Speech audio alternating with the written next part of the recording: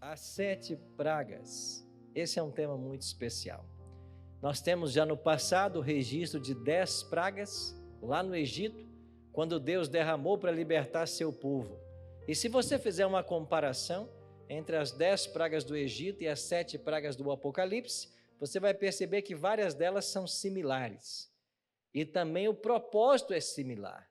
Deus derramou as pragas sobre o povo egípcio para libertar seu povo. Deus agora vai derramar as pragas finais do Apocalipse também para libertar seu povo. Então é algo muito extraordinário, esse tema é um tema muito especial, mas nós temos um hábito de orar, e orar bastante pela bênção para o estudo, e eu queria convidar você que nos assiste aí pelas redes sociais, se você puder também fechar os olhos agora e orar conosco, pedindo uma bênção mais uma vez para o estudo da palavra de Deus. Vamos orar? Nosso Pai de amor, muito obrigado por estarmos reunidos mais uma vez para estudarmos a Tua palavra. Que o Teu bom e Santo Espírito seja o nosso professor e que nós possamos compreender a mensagem que o Senhor tem para cada um de nós nessa noite. Oramos em nome de Jesus. Amém.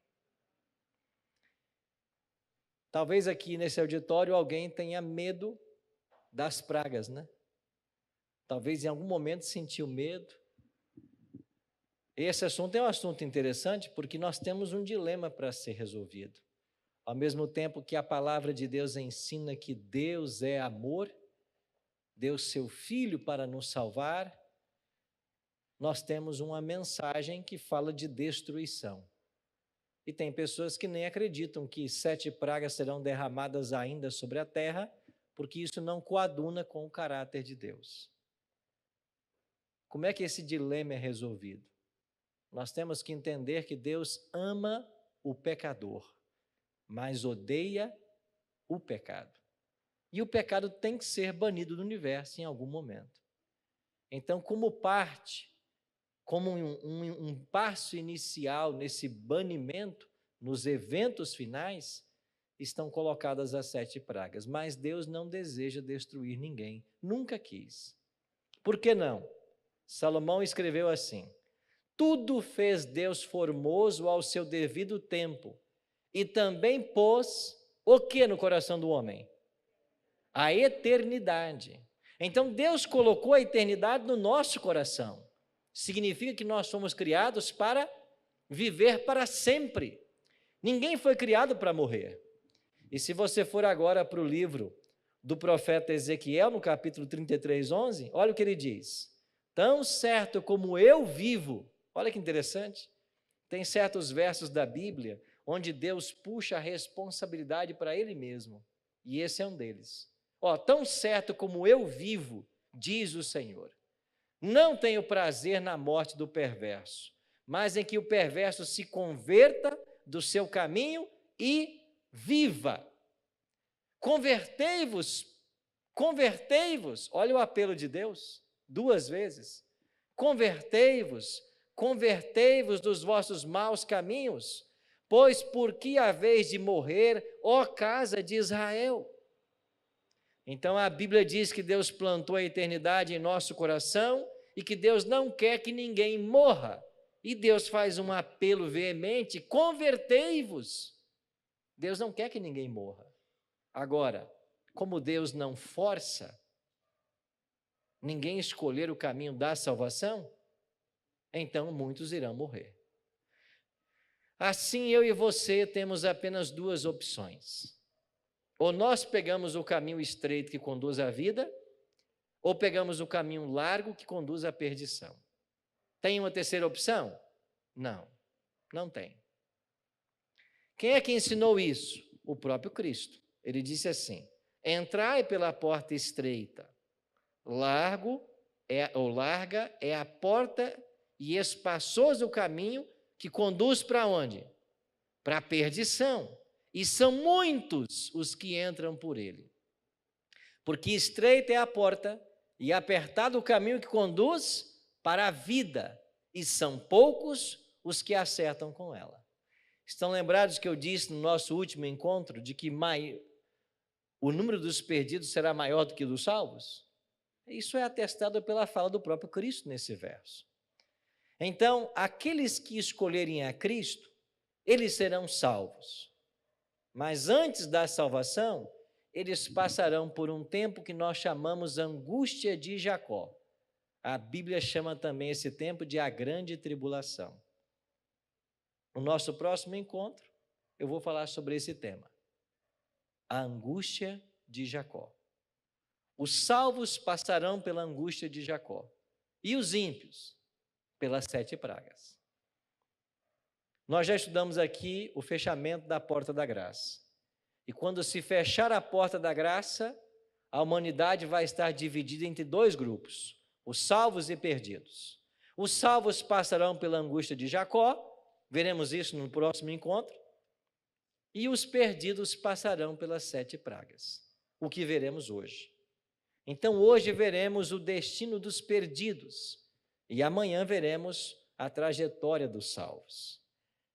No nosso último encontro falamos a respeito do dilúvio. E olha o que diz Gênesis 6. Viu o Senhor que a maldade do homem se havia multiplicado na terra e que era continuamente mal todo o desígnio do seu coração. Por que é que Deus destruiu o povo antediluviano? Porque era mal, constantemente, o desígnio do seu coração. Por que é que Deus vai destruir agora o ímpio no final da história? Porque o coração se tornou mau, porque não achou lugar à habitação do Espírito. E por que motivo, então, Deus vai derramar as pragas? Olha o que explica Apocalipse. Apocalipse 15:1 diz, vi no céu outro sinal grande e admirável. O que João viu? 7 anjos, tendo 7 últimos flagelos, pois com estes se consumou a cólera de Deus. Então, quando a Bíblia diz que com as 7 pragas, com os 7 flagelos, vai consumar a cólera de Deus, a Bíblia está dizendo, com isso a justiça será satisfeita. E esses 7 juízos serão derramados sem a mescla da misericórdia. Não haverá misericórdia na hora das pragas. Por quê? Porque elas serão derramadas assim que se fechar a porta da graça, que nós já estudamos aqui, que é no exato momento que Cristo deixa o santuário celestial. Então, como nós saberemos que Cristo terminou o seu ministério no santuário celestial? Quando for derramada a primeira praga. Caiu a primeira praga, Jesus não mais está no santuário. Quem está salvo, está salvo. Quem está perdido, está perdido. Como vimos ontem em Apocalipse 22:11. Continue o justo na prática da justiça e o ímpio continue na prática da impiedade. Mas isso não vai acontecer sem que o mundo seja advertido. Ninguém será pego de surpresa. Porque eu já expliquei para vocês aqui também num outro tema, sobre a chuva serôdia, de que quando esse Espírito vier, nós iremos evangelizar o mundo. Com que mensagem? As 3 mensagens angélicas, de Apocalipse 14:6 em diante. E no verso 10, o terceiro anjo diz claramente, também esse quem? Quem recebeu a marca da besta. Também esse beberá do vinho da cólera de Deus, preparado sem mistura do cálice da sua ira, e será atormentado com fogo e enxofre, diante dos santos anjos e na presença do Cordeiro. Então, quem receber o sinal da besta, a marca da besta, este receberá o vinho da cólera de Deus. Que vinho é esse? As 7 pragas. Então, ninguém vai ser surpreendido pelo cair das pragas. Todos terão a oportunidade. E com estas pragas se consuma a ira de Deus. Então vamos agora ao centro do estudo, onde vamos repassar todas essas 7 pragas. Primeira delas, Apocalipse 16:2. O texto diz assim, saiu, pois, o primeiro anjo e derramou a sua taça pela terra, e aos homens portadores da marca da besta e adoradores da sua imagem, sobrevieram úlceras malignas e perniciosas. Nós já estudamos aqui a respeito da marca da besta. E nós fizemos um contraponto do selo de Deus e a marca da besta. E nós aprendemos aqui que o selo de Deus é o sábado e, por extensão, a lei. E que a marca da besta será o domingo. Viu o tempo verbal? A marca da besta será, não é ainda. Quem hoje santifica o domingo não foi assinalado pela besta como a marca da besta ainda. Por que não? Porque isso não é feito através de uma compulsão. Não existe ainda um decreto obrigando as pessoas a fazerem. Agora, quando as pessoas tiverem consciência dessa verdade e houver uma imposição de um decreto para que elas adorem no domingo, então aqueles que aceitarem se submeterem estarão recebendo a marca da besta. E o que vai acontecer? Estes receberão a primeira praga. E o que é a primeira praga? Úlceras malignas e perniciosas. A expressão úlcera, usada aqui no Apocalipse, é a mesma expressão usada para Jó. Lembra da experiência de Jó? Quando Deus permitiu que o Satanás tocasse na carne dele, mas não tirasse a vida, e ele ficou com o corpo cheio de feridas? É a mesma expressão usada para a primeira praga. Então, os portadores da marca da besta, eles receberão essa primeira praga, úlceras malignas e perniciosas. Estamos falando de uma doença literal, assim como era literal no caso de Jó. Caiu a primeira praga. Jesus então não mais está no santuário. Os ímpios começam agora a sofrer os 7 juízos. Segundo juízo, verso 3, eu estou em Apocalipse 16. Derramou o segundo a sua taça no mar, e esse se tornou em sangue como de morto, e morreu todo ser vivente que havia no mar. Esta praga é simbólica? Não, ela é literal. A água do mar vai se transformar em sangue. E o que vai acontecer? Os animais marinhos morrerão. É lógico, por falta de oxigênio. Terceira praga. O terceiro anjo derramou a sua taça nos rios e nas fontes das águas, e se tornaram também em sangue. Então ouvi o anjo das águas dizendo: Tu és justo, tu que eras o santo, pois julgastes estas coisas. Porquanto derramaram sangue de santos e de profetas, também sangue lhes tem dado a beber. São dignos disso. A terceira praga atinge os rios e as fontes das águas. E os ímpios não mais terão água para beber. E no desespero, muitos tomarão sangue. E o anjo que derrama sobre a água a praga, ele diz: eles são dignos de beber sangue, porque eles derramaram sangue. Esta praga também é literal. Então os rios e as fontes das águas vão se transformar em sangue. Agora, o que tem que ser dito é que ainda que estas pragas sejam literais, elas não são universais. E por um motivo bem lógico. Se a segunda e a terceira pragas fossem universais, imagine você, o planeta Terra é coberto por 3/4 de oceano. Se tudo isso virasse sangue, nós não teríamos oxigênio em nossa atmosfera. E se todos os rios do mundo e as fontes das águas do mundo se transformassem em sangue, não haveria nenhum ímpio vivo no momento da volta de Cristo. Mas não é essa a descrição que faz a Bíblia. A Bíblia diz que quando Jesus voltar, os ímpios estarão vivos ainda. É lógico que vários irão morrer durante as pragas, mas a Bíblia fala do desespero dos ímpios, lá em Apocalipse capítulo 6, verso 12 em diante, lá no verso 14 e 15, eles vão dizer: aos montes e aos rochedos caiam sobre nós e escondei-nos da face do Cordeiro. Ou seja, eles estão vivos até a volta de Cristo. Então nós entendemos de que essas pragas são literais, mas não são universais. E aqui um outro ponto é resolvido. Se a primeira praga que é derramada sobre os portadores da marca da besta fosse universal, automaticamente quem não tivesse a praga estaria salvo. E aí o que acontece? Nós não teríamos a grande tribulação que a Bíblia apresenta. Porque nós vamos estudar no nosso próximo encontro que um dos detalhes da grande tribulação é a incerteza que os salvos têm de que eles estão salvos. E por que eles têm essa incerteza?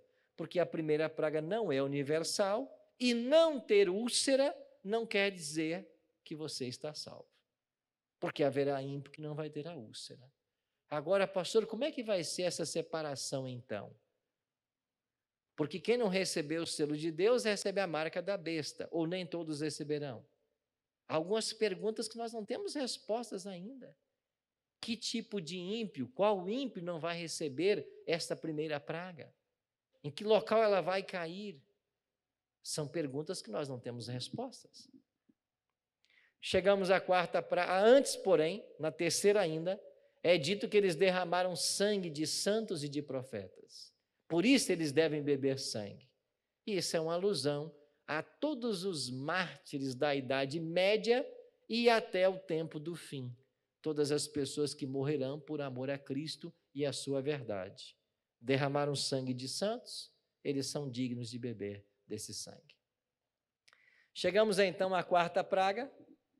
O quarto anjo derramou a sua taça sobre o sol, e foi-lhe dado queimar os homens com fogo. Com efeito, os homens se queimaram com intenso calor e blasfemaram o nome de Deus, que tem autoridade sobre estes flagelos, e nem se arrependeram para lhe darem glória. Quantas vezes mais vai aquecer o sol? Nós não sabemos. Ah, pastor, mas não serão 7 vezes? Há um texto na Bíblia que fala sobre isso, mas não existe nenhuma conexão com esta praga. Até porque se você coloca um sol 7 vezes mais, nós iremos a 280. E quem sobrevive a 280 graus? Ninguém. Então nós estamos falando de um sol que vai aquecer. Quantas vezes mais esse sol vai aquecer? Nós não sabemos. Mas ele vai aquecer a tal ponto que ele vai queimar os homens com intenso calor. Mas os homens não morrerão, porque eles, recebendo a quarta praga, eles vão blasfemar contra o Deus do céu. E a Bíblia diz que eles não se arrependeram. E por que não se arrependeram? Porque não tem mais o Espírito Santo atuando no ímpio.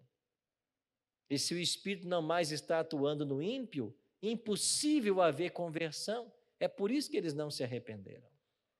Chegamos então à quinta praga. Derramou o quinto a sua taça sobre o trono da besta, cujo reino se tornou em trevas, e os homens remordiam a língua por causa da dor que sentiam e blasfemaram ao Deus dos céus, por causa das angústias e das úlceras que sofriam, e mais uma vez, e não se arrependeram de suas obras. Por que é que não se arrependeram? Porque não tem mais o Espírito Santo para tocar o coração. Agora, o que acontece nessa quinta praga? Ela é derramada sobre o trono da besta. Nós já vimos aqui nessa série de que o primeiro poder, a besta que sai do mar, é uma alusão a Roma imperial e Roma papal. No movimento ecumênico que vai ter lugar no futuro próximo, e eu vou falar um pouquinho mais disso hoje, no movimento ecumênico que vai ter lugar daqui a pouco, o papado vai desempenhar um papel preponderante. E quando esse ecumenismo acontecer, todos se dobrarão diante da autoridade papal mais uma vez. E quando acharem que tudo está resolvido, que a humanidade caminha bem, quando estiverem pregando paz e segurança, as pragas começarão a cair. E quando essas pragas caírem, inclusive atingindo o trono da besta, as pessoas irão perguntar: mas espera, nós não nos unimos num só povo? Não estamos agora debaixo de uma só bandeira? Não temos todos um líder mundial? Por que Deus está mostrando o seu desagrado com essas pragas? O que está acontecendo? E esse poder que nós estamos seguindo, até ele é impotente, porque ele agora está em trevas. Trevas sobre o trono da besta. E o que vai acontecer? Os homens remorderão as línguas de tanta dor, inclusive por causa das úlceras, que é a primeira praga. Isso nos leva a concluir de que as pragas serão rápidas e sucessivas, porque quando cair a quinta praga, os homens ainda estão sentindo os efeitos da primeira. E chegamos então à sexta praga. Derramou o cesto a sua taça sobre o grande rio Eufrates, cujas águas secaram, para que se preparasse o caminho dos reis que vêm do lado do nascente do sol. A sexta praga é derramada sobre o rio Eufrates. O que significa esse rio Eufrates? Nós temos que ir para a Bíblia e nós encontramos lá no Antigo Testamento o pano de fundo para esta sexta praga. Então você está percebendo que nas pragas nós temos elementos simbólicos e elementos literais. Água em sangue, elemento literal. Agora uma praga sobre o rio Eufrates, elemento simbólico.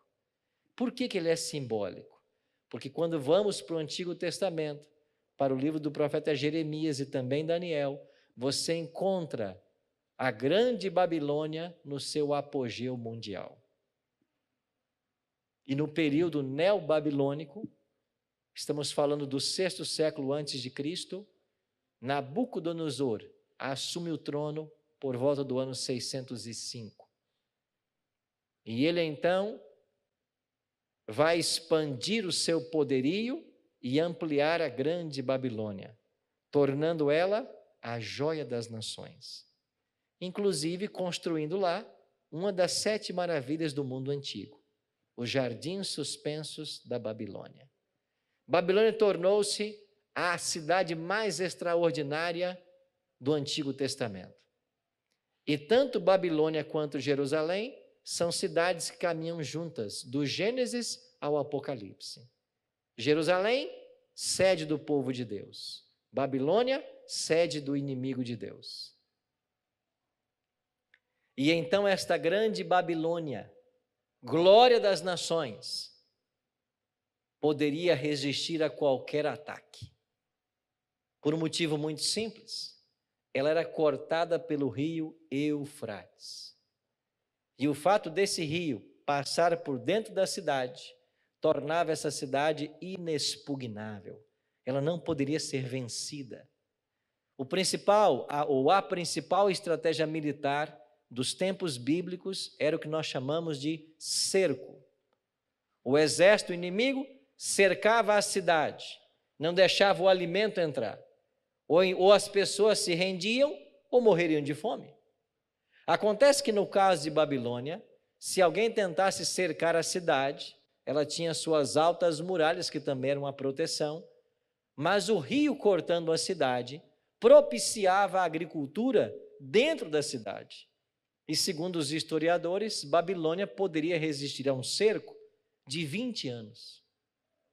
Agora, quem vai ficar lá fora 20 anos esperando acabar o alimento desse povo? Então Babilônia não podia ser vencida. Mas quando Deus deu o sonho para Nabucodonosor, estamos agora em Daniel capítulo 2, e Daniel depois interpreta, Daniel disse para ele que Babilônia passaria. Um império menor que Babilônia tomaria conta. E aí você sabe que quando nós chegamos ao ano 539, cumpre-se a profecia de Daniel, a passagem da cabeça de ouro para o peito e braço de prata. Nabucodonosor sai do poder, entra seu filho e depois seu neto. E quando o neto de Nabucodonosor, Belsazar, está no poder, ele resolve fazer uma festa. E ele convida 1000 pessoas para a festa. E enquanto todo mundo estava ali animado naquela festa, todo mundo bebendo e folgando-se, adorando os deuses de Babilônia, o neto de Nabucodonosor tem uma ideia. Vão lá no templo de Marduk e busquem os utensílios sagrados dos judeus, porque eu quero beber vinho hoje é nesses utensílios. Nem Nabucodonosor, que invadiu Jerusalém e roubou os utensílios, ousou colocar a mão nesses vasos sagrados. Ele deixou lá no templo dele, mas ele não mexeu com isso. Mas o neto não, o neto quis mexer. Eram mais de 20.000 peças. E o neto mandou buscar taças de ouro, de prata, para beber vinho nelas.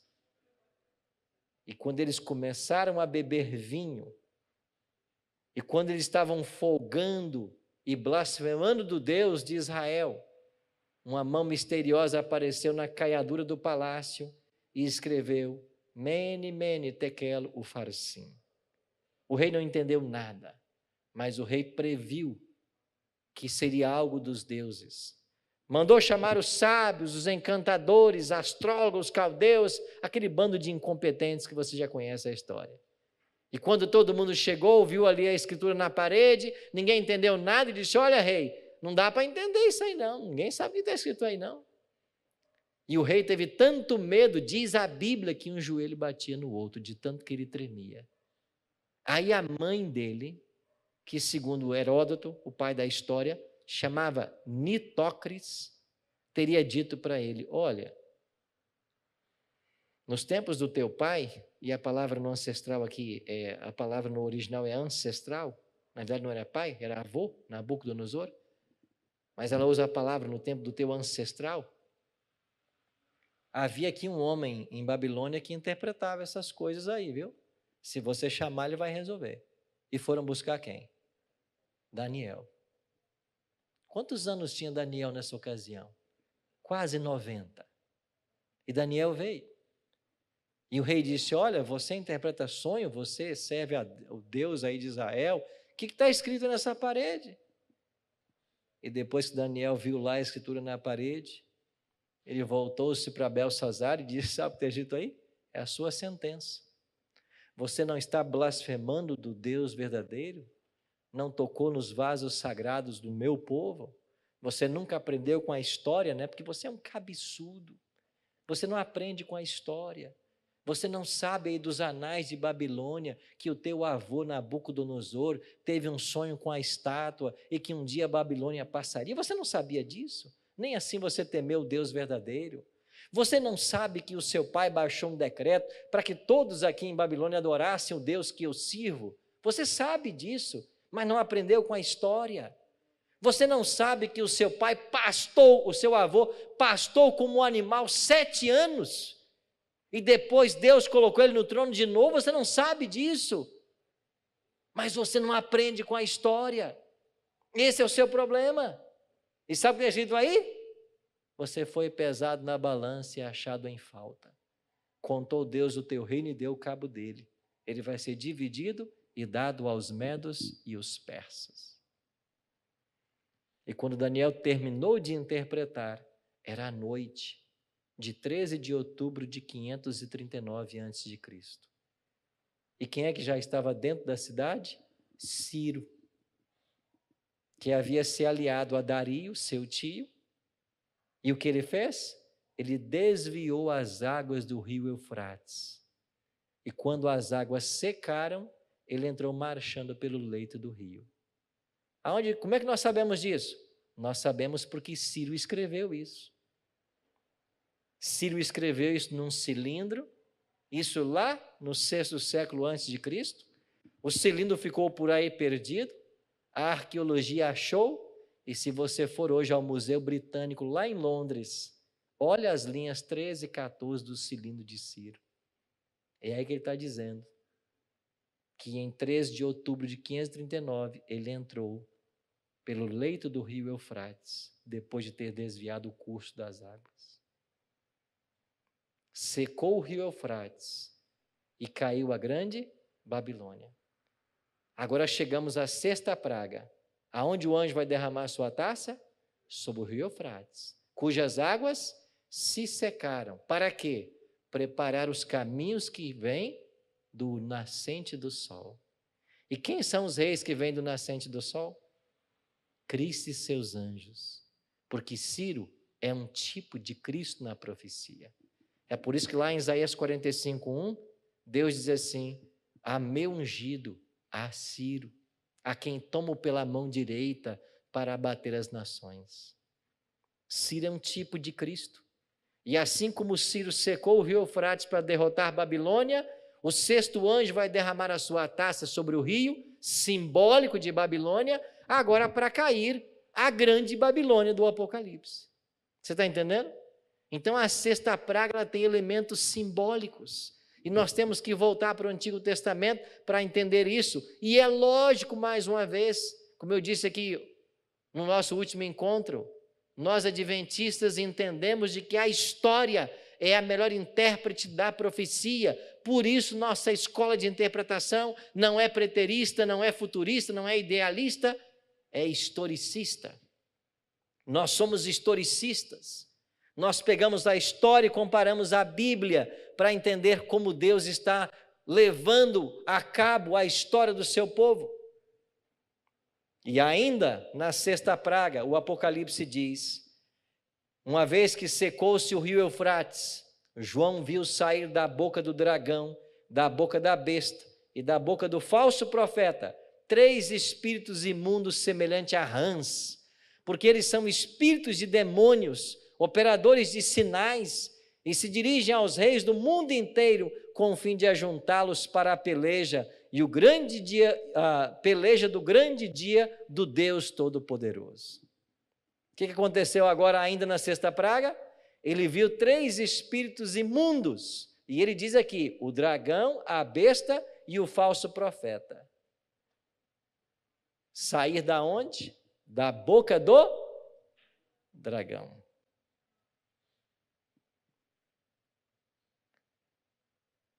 Por que esses espíritos são semelhantes a rãs? Eu falei para você do paralelo das pragas do Apocalipse com as pragas do Egito. E várias pragas do Egito atingiram frontalmente as divindades egípcias. E uma delas é essa aqui, Requetes. Requetes era a deusa da fertilidade dos egípcios. E essa deusa tinha uma cabeça de rã. Agora, na sexta praga, são mencionados 3 espíritos semelhantes aos deuses do Egito. E saem da boca do dragão, o dragão, a besta e o falso profeta. 3 espíritos saem da boca. O dragão, a besta e o falso profeta. Quem são eles? O espiritismo, o catolicismo e o protestantismo, que se apostatou da verdade. Então preste atenção. 3 espíritos imundos.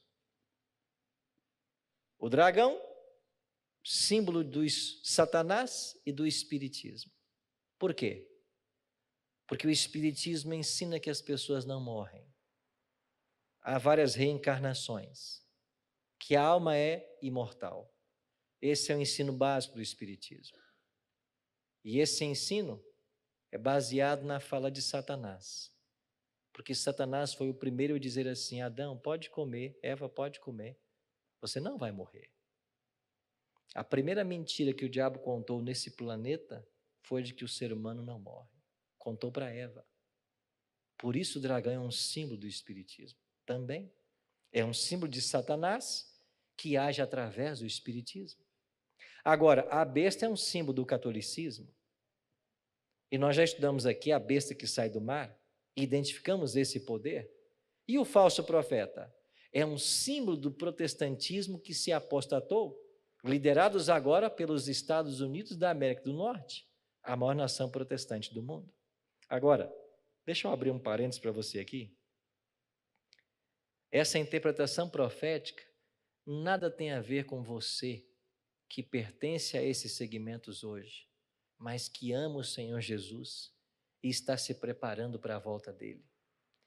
Se o seu coração é de Cristo, você precisa compreender essas verdades, para você saber a posição que você deve assumir.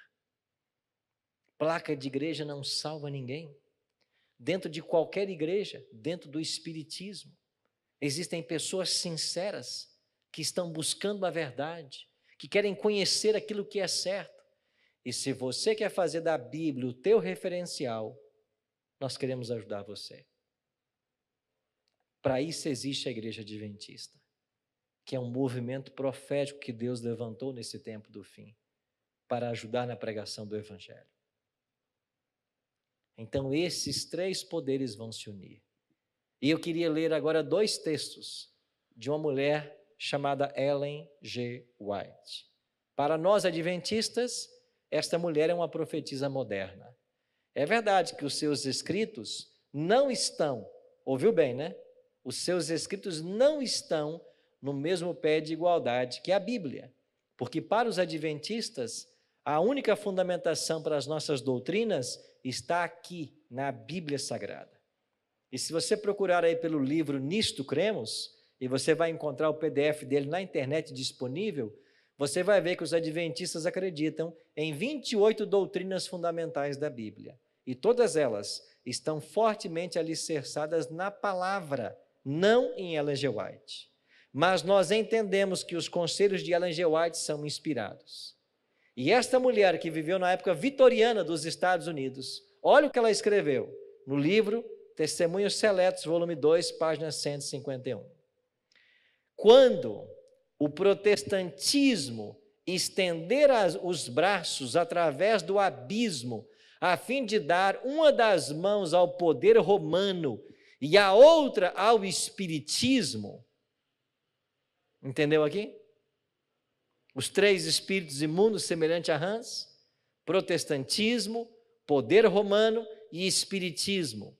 Quando eles se derem as mãos por sobre o abismo, quando por influência dessa tríplice aliança, os Estados Unidos forem induzidos a repudiar todos os princípios de sua Constituição, que fizeram deles um governo protestante e republicano, e adotar medidas para a propagação dos erros e falsidades do papado, podemos saber que é chegado o tempo das operações maravilhosas de Satanás e que o fim está próximo. Ora vem, Senhor Jesus, o fim está próximo. Esses três poderes vão se unir. Pastor, qual vai ser o elemento aglutinador desta união de espíritas, católicos e protestantes? Eu vou ler para você um texto do Grande Conflito. E por falar em Grande Conflito, eu aconselho você a ler esse livro. Ele está na internet. Você pode comprá-lo também. Esse livro vai mudar completamente a sua visão de mundo e da realidade que nós estamos vivendo. Inclusive aqui no meu canal no YouTube, você vai encontrar um vídeo onde eu fiz a história desse livro, porque Ellen G. White, para escrever esse livro, ela quase morreu. A visão que ela teve quase lhe custou a vida, mas como resultado desta visão, ela escreveu esse livro. Um livro que desmascara Satanás, do início ao fim da história humana. E na página 588, ela escreveu o seguinte: mediante dois grandes erros, a imortalidade da alma e a santidade do domingo, Satanás há de enredar o povo em suas malhas. Enquanto o primeiro, a imortalidade da alma, lança o fundamento do espiritismo, o último, a santidade do domingo, cria um laço de simpatia com Roma. Os protestantes dos Estados Unidos serão os primeiros a estender as mãos através do abismo e apanhar a mão do espiritismo. Estender-se-ão por sobre o abismo para dar as mãos ao poder romano. E sob a influência dessa tríplice união, este país, os Estados Unidos, seguirá as pegadas de Roma, desprezando os direitos da consciência. Sabe o que fará os Estados Unidos? Eles vão criar um decreto dominical, como já estudamos aqui, obrigando todo mundo a descansar no primeiro dia da semana. E quem não fizer isso vai sofrer sanções legais. E mais uma vez os três poderes são mencionados. Agora, unidos, aglutinados em torno de duas pseudo-doutrinas, que a alma é imortal, base do espiritismo, e que o domingo é o dia santo, base do catolicismo. Porque o domingo é o filho do papado. Você entende para onde nós estamos caminhando? E com essas duas pseudo-doutrinas ensinadas largamente, os cristãos vão se dar as mãos E o movimento ecumênico, a unidade religiosa, ela é profética e ela será uma realidade. O mundo religioso vai se unir. Mas, pastor, espera um pouco. Nós estamos na sexta praga. Esses eventos, então, terão lugar só na sexta praga? Não. Aí está o grande detalhe. O movimento ecumênico é só na sexta praga? Não. Esses eventos descritos na sexta praga, eles culminam num grande Armagedon, mas eles começam muito antes do fechamento da porta da graça. Porque esse movimento ecumênico, esse decreto dominical, essas sanções legais que serão dadas aos que rejeitarem a santidade do domingo, tudo isso terá lugar antes que se feche ainda a porta da graça. Então é um movimento que começa antes do fechamento da porta da graça e se estenderá até a sexta praga. E então chegamos à última praga. O anjo derramou a sua taça pelo ar e saiu grande voz do santuário, do lado do trono, dizendo o quê? Feito está. Lembra dessa expressão? Feito está? Foi dita por Cristo na cruz. Ele terminou a obra da redenção. Ele está para morrer na cruz e ele diz: feito está. Está consumado. E morre. Agora, feito está. Terminou. Derramou-se a última praga. O último cálice foi derramado. Agora é hora de Cristo voltar. E o que começa a acontecer? Sobrevieram relâmpagos, vozes, trovões, e ocorreu um grande terremoto, como nunca houve igual, desde que há gente sobre a terra. E esse terremoto vai fazer tremer os quatro cantos da terra. E sabe o que acontece nesse grande terremoto? As sepulturas se abrem. Será um terremoto. Será a voz de Cristo que vai abalar esse planeta e vai trazer à vida os que morreram crendo nele. Um grande terremoto. Continua. Lembrou-se Deus da grande Babilônia para dar-lhe o cálice do vinho do furor da sua ira. Todas as ilhas fugiram e os montes não foram achados. As ilhas sumiram? Sim. O terremoto vai provocar um tsunami jamais visto, que vai engolir ilhas aos milhares e vai entrar pelos continentes. Também desabou do céu sobre os homens grande saraivada, com pedras que pesavam cerca de 1 talento. E por causa dos flagelos da chuva de pedras, os homens blasfemaram de Deus, porquanto o seu flagelo era sobremodo grande, mas não precisa ser sobre a sua cabeça. Aqui diz que haverá uma chuva de pedras. Antes, relâmpagos, vozes, trovões, são os fenômenos sobrenaturais que anunciarão a aparição de Cristo. Os mortos em Cristo ressuscitarão. E se nós nos assustamos com chuvas de granizo que destroem carros, casas e ferem pessoas, imagina o que acontecerá quando choverem pedras de 1 talento, mais ou menos 40 quilos. O sofrimento dos ímpios será tão grande que eles vão declarar: grande é o nosso sofrimento. Mas não precisa ser o seu. Está me assistindo agora? Não precisa ser o seu. Deus não quer isso para você. É por isso que Deus diz assim: eis que põe diante de ti a vida e a morte, escolhe, pois, a vida para que vivas. Então você talvez tenha uma pergunta, né? Pastor, como é que vai ser isso tudo? Como foi nos dias de Noé? Nós já estudamos aqui. Como é que as pessoas estavam?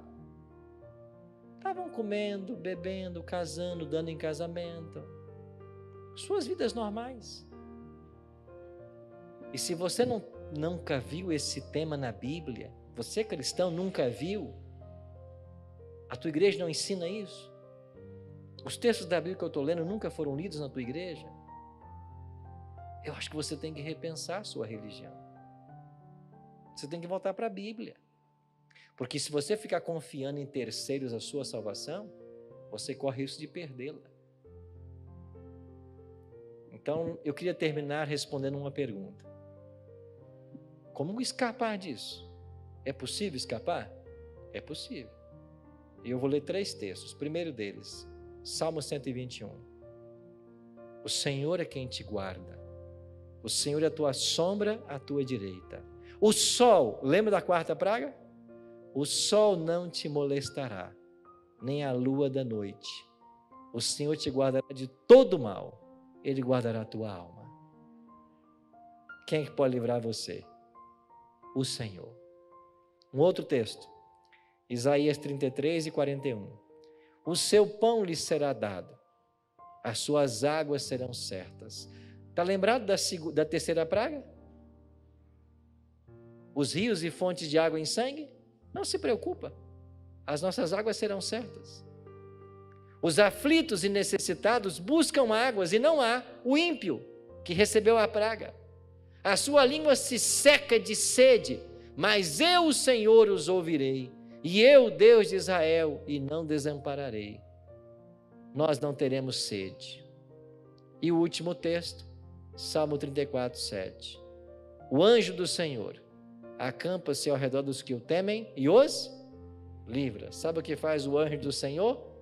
Ele abre as suas asas sobre você e nenhuma pedra de 40 quilos atinge você, porque nós estamos seguros debaixo de suas asas. Você quer escapar? Só há uma forma de escapar: Jesus. Só uma forma. Se a tua vida não é dele, você não vai ter nem misericórdia, porque os juízos serão derramados sem misericórdia. Por isso, meu amigo, esse vídeo está aqui e você está assistindo agora, porque Deus tem um recado para você. Você tem que estar consciente de que existe um céu a alcançar e um inferno a evitar. Se você não se preparar, se você não buscar conhecer mais desses assuntos, você pode ser pego de surpresa. Mas Deus te ama tanto que Ele deixou tudo isso em sua palavra, para que você pudesse conhecer o futuro como se fosse o presente, pelos olhos da profecia, e tomar as decisões necessárias. Só existe uma chance de salvação: abrir o seu coração para Cristo, para que as mãos do Pai estejam protegendo você, mesmo em meio às pragas. Vamos ficar de pé. Vamos colocar nossa vida nas mãos do Senhor e nos preparar para esses eventos finais. Vamos orar. Nosso Pai, obrigado porque a Tua palavra não nos deixa em trevas com relação aos assuntos e os acontecimentos desse tempo final. Obrigado por sabermos tudo o que vai acontecer com os ímpios, com as pragas que serão derramadas. Isso tudo nos ajuda na nossa escolha de Te servirmos, de Te amarmos, para escaparmos dessas pragas e estarmos prontos para Te receber. Abençoe a todos nós que aqui estamos, nossas famílias. Abençoe a cada amigo, a cada amiga que agora nos assiste pela internet. Que Teu Espírito trabalhe nesses corações e que nós vejamos lindas decisões para a honra e glória do Teu nome. Oramos em nome de Jesus. Amém.